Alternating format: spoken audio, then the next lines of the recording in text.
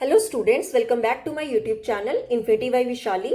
आज हम class 10th NCERT का चैप्टर नंबर 3 एक्सरसाइज 3.2 का क्वेश्चन नंबर 3 के रिमेनिंग पार्ट्स करेंगे।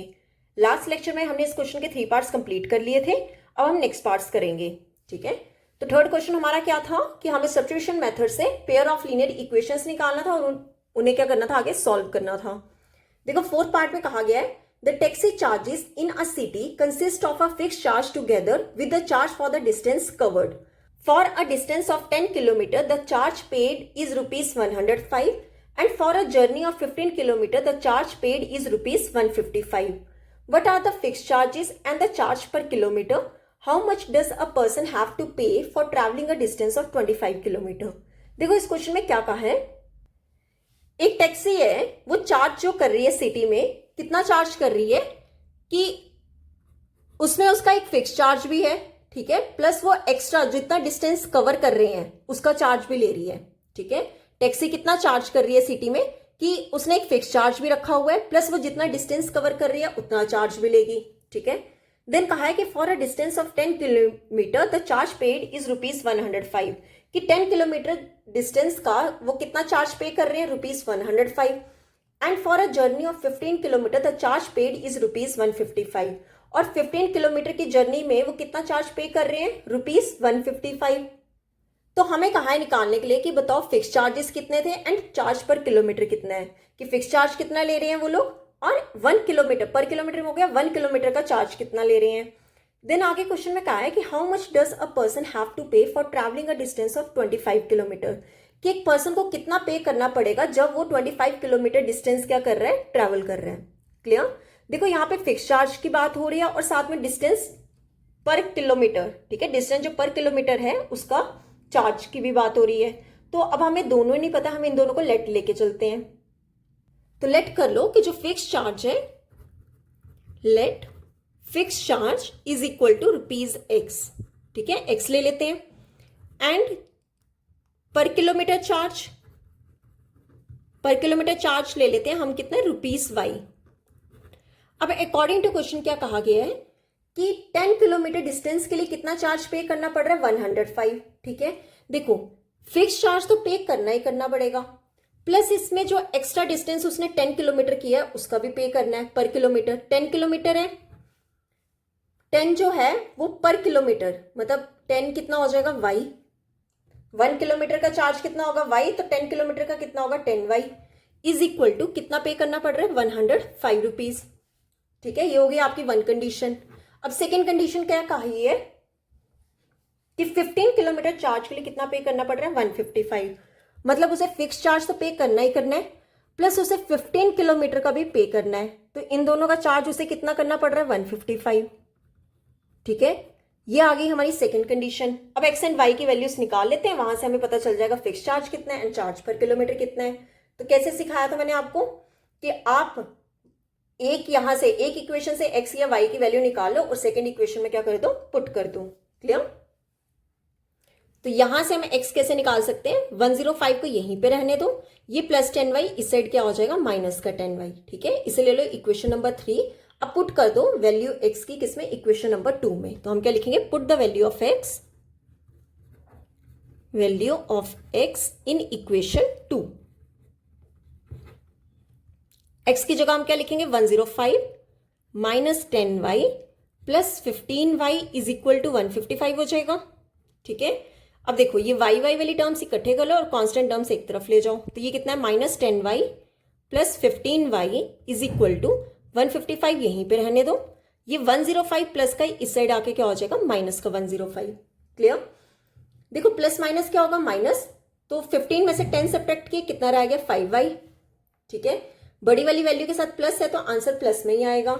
इज इक्वल टू सिमिलरली यहां पे सब्ट्रैक्ट करोगे कितना आ जाएगा, देखो 155 में से 105 सब्ट्रैक्ट करोगे कितना आ जाएगा, 50। क्लियर, अब यहां से y की वैल्यू निकाल लेते हैं।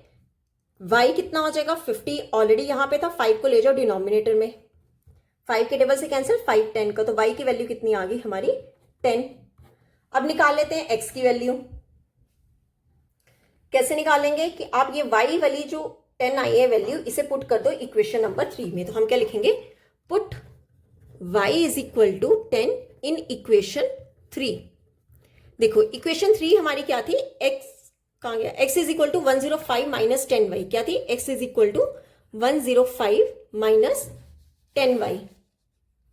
अब यहां पे y की वैल्यू 10 पुट कर दो, क्या आ जाएगा, x is equal to 105 minus 10 multiple 10, तो x कितना हो जाएगा 105 माइनस 10 मल्टीपल 10 कितना हो गया 100, तो यहां से x की वैल्यू कितनी आ गई 5। क्लियर।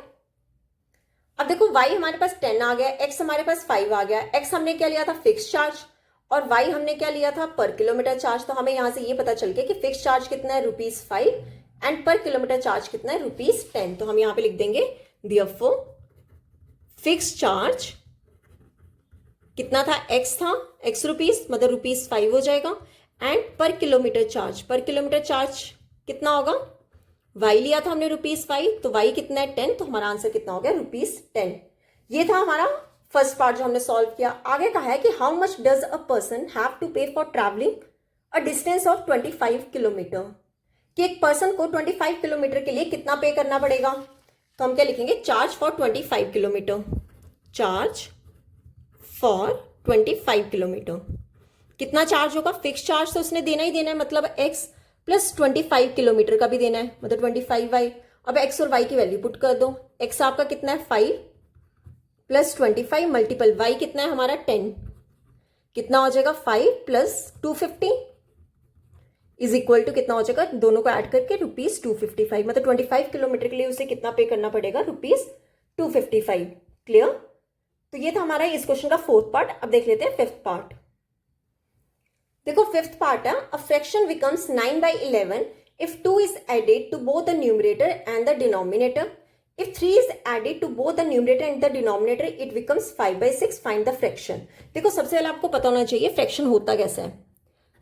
फ्रैक्शन होता है कि ऊपर हमारा न्यूमरेटर होगा, नीचे हमारा क्या होता है डिनोमिनेटर होता है। ठीक है, तो उसने कहा कि फ्रैक्शन जो हो रहा है वो 9/11 हो रहा है। कब हो रहा है कि अगर हम 2 ऐड कर रहे हैं न्यूमरेटर में एंड द डिनोमिनेटर में, एडेड टू बोथ बोला है, मतलब न्यूमरेटर में भी 2 ऐड हो रहा होगा और डिनोमिनेटर में भी 2, मतलब यहाँ पे n+2, डिनोमिनेटर में भी d+2।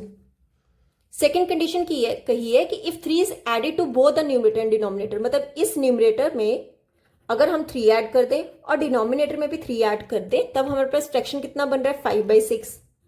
ठीक है, और हमें ये फ्रैक्शन फाइंड करना है, मतलब हमें n और d फाइंड करना है। अब देखो ना तो हमारे पास n है ना d है, ठीक है, ना न्यूमरेटर है ना डिनोमिनेटर पता है, तो हम दोनों को लेट कर लेते हैं। तो लिख लो लेट न्यूमरेटर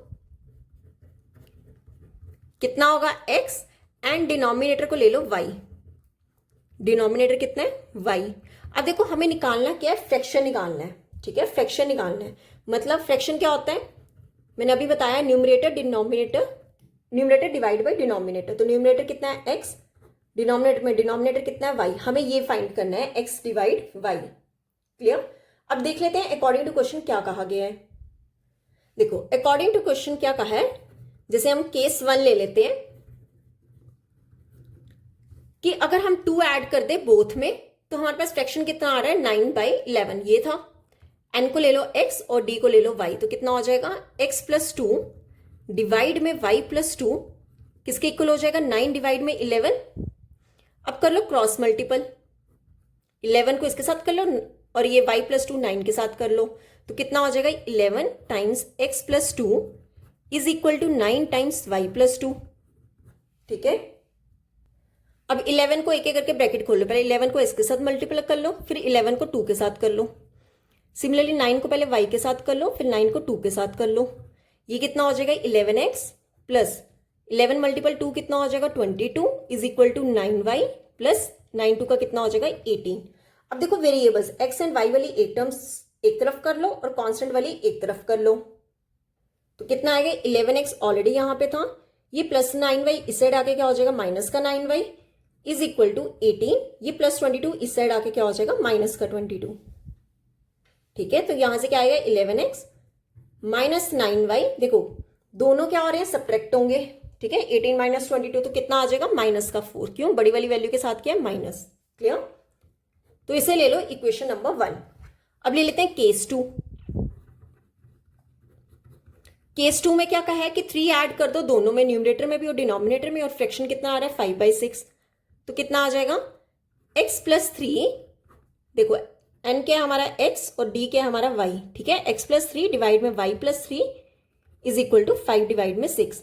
क्रॉस मल्टीपल कर लो, 6 को इसके साथ कर लो और 5 को इसके साथ मल्टीपल कर लो, तो कितना आ जाएगा 6 times x plus 3 is equal to 5 times x plus 3। अब ब्रैकेट खोल लेते हैं, पहले 6 को x के साथ मल्टीपल कर लो, फिर 6 को 3 के साथ कर लो। सिमिलरली यहाँ पे पहले 5 को x के साथ कर लो, फिर 5 को 3 के साथ कर लो। कितना हो जाएगा ये 6x प्लस 6 3 का कितना होगा 18 is equal to 5x plus 5 3 का कितना हो गया 15। अच्छा एक सेकेंड, ये यहाँ पे y आएगा ना, y,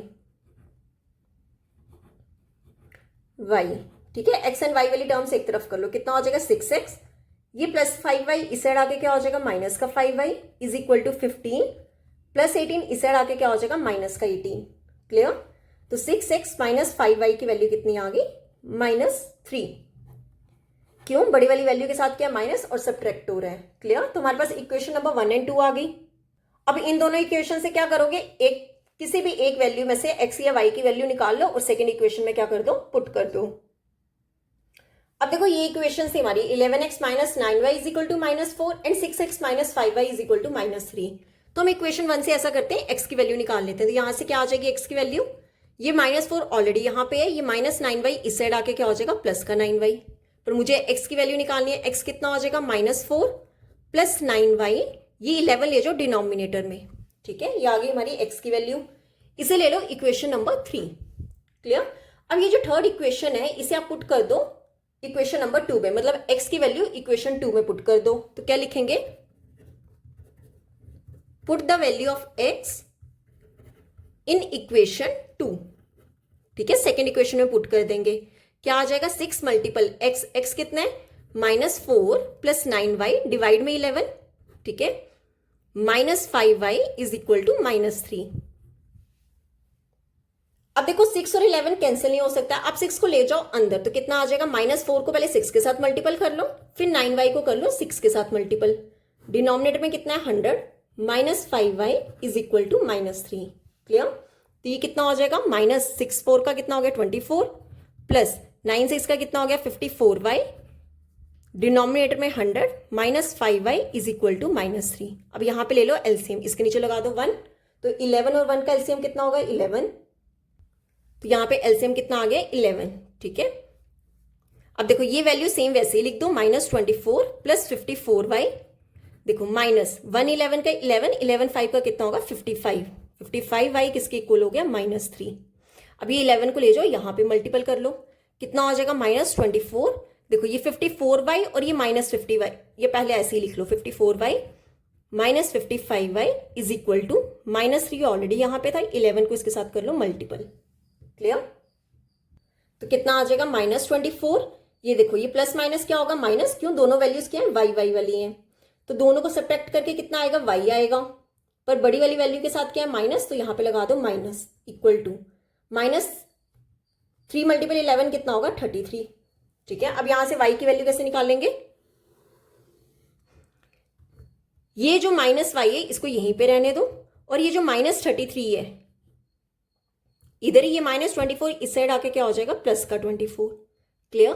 तो -y कितना हो जाएगा, जो आप 33 में से 24 सब्ट्रैक्ट करोगे ये आ जाएगा 9, पर माइनस का, क्यों बड़ी वैल्यू क्या है माइनस में, देखो माइनस से माइनस क्या हो जाएगा कैंसिल, तो मेरे पास y की वैल्यू कितनी आ गई 9। अब y की वैल्यू आ गई है तो हमारे पास x की आ जाएगी वैल्यू, जब हम इक्वेशन नंबर 3 में पुट करेंगे तो हम क्या लिखेंगे, put the value of y in equation 3, ठीक है। इक्वेशन 3 में पुट कर दो, कितना आ जाएगा x is equal to -4 plus 9y, कितना है 9 डिवाइड में कितना है 11, तो x की वैल्यू क्या हो जाएगी -4 प्लस 9 का कितना हो गया 81, 81 डिवाइड्स 11। क्लियर? तो देखो 81 में से 4 सब्ट्रैक्ट करोगे कितना आ जाएगा 77, इसे डिवाइड कर दो 11 से, 11 7 का, तो मेरे पास x की वैल्यू कितनी आ गई 7। देखो मेरे पास x की वैल्यू भी आ गई और y की वैल्यू भी आ गई। अब हम क्या निकाल सकते हैं, फ्रैक्शन निकाल सकते हैं। तो हम क्या लिखेंगे, देयरफॉर फ्रैक्शन किसके इक्वल होगा, ऊपर हमने क्या लिखा था, एक सेकेंड,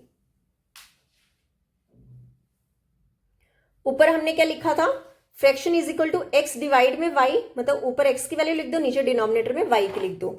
तो एक्स आपका कितना है 7 और डिनोमिनेटर में वाई कितना है 9, तो ये हमारी क्या आ गई फ्रैक्शन। क्लियर। तो ये था हमारे इस क्वेश्चन का 5th पार्ट। अब देख लेते हैं last part, part number 6।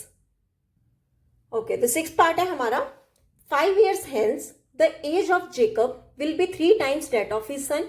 5 years ago Jacob's age was 7 times that of his son. What are their present ages? देखो क्या कहा है क्वेश्चन में कि 5 years hence मतलब 5 साल बाद, ठीक है, जेकब की जो एज है, ठीक है, वो 3 टाइम्स है किसके, अपने बेटे से, ठीक है, एस लिख लेते हैं। कब, जब वो 5 years आगे की बात हो रही है, तब जेकब जो है वो 3 टाइम्स है उसकी एज अपने बेटे से। और 5 years ago मतलब 5 साल पहले जेकब जो है वो 7 टाइम्स है किससे, अपने बेटे की एज से, ठीक है। और हमें फाइंड करना है कि प्रेजेंट एजेस क्या है। तो हम पहले लेट कर लेते हैं कि जेकब की जो प्रेजेंट एज वो x ईयर्स है और उसके बेटे की जो एज है, हिज सन की एज ले लो y ईयर्स। तो वहां से हम आगे सॉल्व करेंगे, कैसे करते हैं देखो। पहले लिख लो, लेट जेकब्स प्रेजेंट एज। देखो एज हमेशा क्या होती है, ईयर्स में होती है, तो यहां पे लिख दो x ईयर्स, ठीक है। And his son's present age, अगर आपने जेकब को x लिया है तो उसके सन की एज को ले लो y ईयर्स, ठीक है। अब केस 1 लो, 5 years hence मतलब 5 साल बाद की एज की बात हो रही है अब, ठीक है। 5 years hence कैसे करेंगे, देखो अभी जो जेकब की प्रेजेंट एज है वो x ईयर्स है, ठीक है। तो 5 साल बाद कितनी होगी, x तो ऑलरेडी है जो अभी, और 5 साल बाद कितनी होगी +5, उसमें क्या कर दो, ऐड कर दो, ठीक है। तो हम क्या लिखेंगे, Jacob's age is equal to 5 years hence में x पहले ही था, उसमें 5 क्या कर दो, प्लस कर दो, कितना हो जाएगा x + 5 years, ठीक है। एंड हिज सन्स एज, इस टाइम पे उसकी y ईयर्स है, तो 5 साल बाद कितनी होगी 5 years, उसमें क्या कर दो, ऐड कर दो, कितना हो जाएगा y + 5 years। क्लियर। तो यहां से उसने क्या कहा है क्वेश्चन में कि जेकब की जो एज है हेंस में मतलब बाद में, ठीक है, जेकब की जो एज है वो कितनी है, x + 5 will be 3 times that of his son, मतलब 3 टाइम्स है किसके, उसके बेटे की एज से, वो कितना हो जाएगा y + 5, ठीक है। तो ये अगर मैं ये इक्वेशन खोलूं कितना हो जाएगा, x + 5 is equal to 3 × y + 3 × 5, ठीक है। कितना हो जाएगा, x + 5 is equal to 3y + 3 5 का कितना हो जाएगा 15। x और y वाली टर्म्स एक तरफ कर लो, ये +3y इस साइड आके क्या हो जाएगा -3y is equal to 15 already यहां पे था, ये +5 इस साइड आके क्या हो जाएगा -5। तो यहां से मेरी इक्वेशन क्या बनी, x - 3y is equal to 15 में से 5 सब्ट्रैक्ट किए, कितना आ गया 10। इसे ले लो इक्वेशन नंबर 1। ये हो गया हमारा केस 1 जहां पे 5 years बाद की एज की बात हो रही थी। अब सेकेंड केस ले लेते हैं 5 years एगो, मतलब अभी से प्रेजेंट एज से 5 साल पहले का। देखो क्या लिखेंगे, केस 2 हमारा 5 years एगो, 5 years एगो की बात करते हैं। तब जेकब की एज कितनी हो जाएगी, अगर इस टाइम पे x है तो 5 साल पहले कितनी होगी, माइनस कर दो, x - 5 years, ठीक है। एंड हिज सन्स एज, उसके बेटे की एज कितनी हो जाएगी, अगर वो इस टाइम पे y है तो 5 साल पहले कितनी हो जाएगी, y - 5 years। क्लियर। अब अकॉर्डिंग टू क्वेश्चन क्या बोला गया है 5 years एगो में कि जेकब की जो एज है वो 7 टाइम्स है किसके, उसके बेटे से, मतलब जेकब की जो एज है x - 5 वो 7 टाइम्स है किसके, उसके बेटे से। बेटे की एज कितनी है, y - 5। क्लियर। अब यहां से इक्वेशन बना लेते हैं, क्या आ गया, x - 5 इज इक्वल टू, पहले 7 को y के साथ मल्टीपल कर लो, फिर 7 को -5 के साथ कर लो, ठीक है। तो कितना हो जाएगा, x - 5 is equal to 7y plus minus कितना हो जाएगा, -7 5 का कितना हो गया 35। अब x एंड y की वैल्यूज कर लो एक तरफ, कितना हो जाएगा x, ये +7y इस साइड आके क्या हो जाएगा -7y is equal to -35 already यहां पे था, ये -5 इस साइड आके क्या हो जाएगा +5। तो हमारी इक्वेशन क्या आई, x - 7y is equal to, दोनों क्या होंगे, सब्ट्रैक्ट होंगे। 35 में से 5 सब्ट्रैक्ट किए, कितना आ गया 30, पर इक्वेशन में बड़ी वैल्यू के साथ किया है माइनस, तो यहाँ पे लगा दो माइनस। ये आ गया हमारा इक्वेशन नंबर 2। ठीक है, हमारी इक्वेशन 1 क्या थी, ये रही हमारी equation 1, x minus 3y is equal to 10। x minus 3y is equal to 10, इसे ले लो इक्वेशन नंबर 1। अब क्या करो, किसी भी एक वैल्यू से x या y की वैल्यू निकाल लो और उसे सेकंड इक्वेशन में क्या कर दो, पुट कर दो। तो हम ऐसा करते हैं, इसको बना लेते हैं। x कितना हो जाएगा 10, ये माइनस 3y इससे हटा के क्या हो जाएगा प्लस का 3y, इसे ले लो इक्वेशन नंबर 3। अब ये जो x की वैल्यू है ये 2 में पुट कर देते हैं। क्या लिखेंगे, put the value of x in equation 2। Equation 2 में पुट कर दो। x कितना हमारा 10 प्लस 3y, यहां पे लिख दो 10 plus 3y minus 7y is equal to minus 30। Clear. अब ये देखो 3y और 7y रहने तो यहीं पर ही, ये माइनस 30 है, ये प्लस का 10 इस साइड ले आओ माइनस का 10। ठीक है, अब देखो दोनों क्या हो रहे हैं, सब्ट्रैक्ट हो रहे हैं। 7 में से 3 सब्ट्रैक्ट किए, कितना आ जाएगा 4y। बड़ी वाली वैल्यू के साथ क्या साइन है, माइनस का, इज इक्वल टू, ये माइनस माइनस क्या हो जाएंगे प्लस, 30 प्लस 10 कितना हो गया 40, पर बड़ी वाली वैल्यू के साथ क्या है माइनस, माइनस से माइनस क्या हो जाएगा कैंसिल, तो 4y किसके इक्वल हो गया 40 के। y की वैल्यू निकालेंगे, 4 ले जाओ डिनोमिनेटर में, 4 कितने का 10 का, तो यहां से y की वैल्यू कितनी आ जाएगी हमारी 10। ठीक है, y की वैल्यू कितनी आ गई 10। अब निकाल लेते हैं x की वैल्यू। क्या लिखेंगे, put the value of y in equation 3। देखो इक्वेशन 3 में पुट करेंगे तो हमारे पास x की वैल्यू आ जाएगी, तो x कितना हो जाएगा 10 प्लस 3 मल्टीपल y कितना है हमारा 10, तो x कितना हो जाएगा 10 प्लस 30, तो यहां से हमारे पास x की वैल्यू कितनी आ गई 10 प्लस 30 कितना हो गया 40, तो हमारे पास x कितना आ गया 40। अब देखो x एंड y की वैल्यू आ गई। x को ही हमने क्या लिया था जेकब की प्रेजेंट एज, और y को हमने क्या लिया था हिज सन्स प्रेजेंट एज। तो हम क्या लिख देंगे, देयरफॉर जेकब्स प्रेजेंट एज कितनी है, x लिया था, x कितना है 40 means 40 years, and his son's present age, उसके बेटे की प्रेजेंट एज हमने कितनी ली थी y ईयर्स, y हमारा कितना आया 10 आया, तो आंसर कितना हो जाएगा 10 ईयर्स। तो यहां पे होता है हमारा ये क्वेश्चन नंबर 3 कंप्लीट, और ये एक्सरसाइज भी कंप्लीट होती है। आज हम यहीं तक ही करेंगे। नेक्स्ट लेक्चर में हम इसी चैप्टर की एक्सरसाइज 3.3 की एग्जाम्पल स्टार्ट करेंगे, देन फर्दर क्वेश्चंस करेंगे। अगर आपको यहां तक कोई भी डाउट होगा तो आप मेरे से कमेंट सेक्शन में पूछ सकते हो। आई होप आपको वीडियोस अच्छी लग रही होंगी। अगर आपको वीडियोस अच्छी लग रही हैं तो please like share and subscribe my channel. Thank you.